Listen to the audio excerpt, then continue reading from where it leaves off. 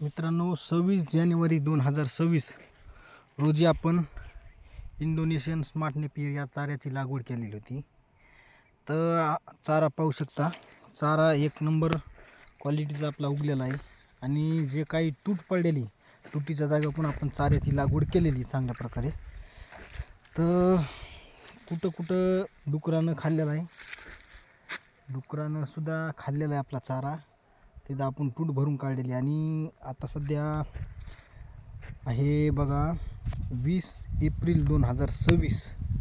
तर कंडिशन तुम्ही चाऱ्याची पाहू शकता, एकदम हिरवागार असा चारा आहे आणि पाणी देणं चालू आहे चाऱ्याला। तर उन्हाळ्याचे दिवस असल्यामुळे आपण 3-4 दिवसाला असं पाट पाणी देतो।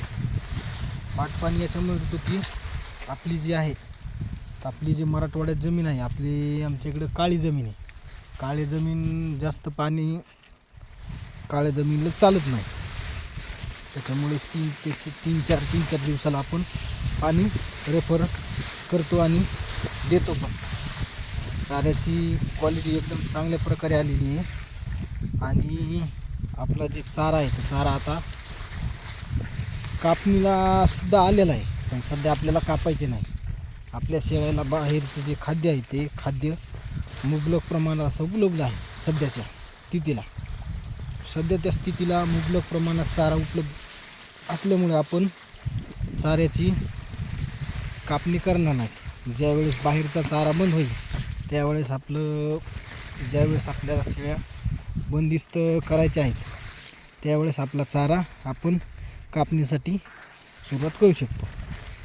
तुम्ही देखील तुमच्या जे जनावर आहेत, पशुपालन आहे तुमच्याकडे जे, त्याच्यामध्ये ह्या चाऱ्याची लागवड तुम्ही करू शकता। चारा एकदम चांगल्या प्रकारे आहे।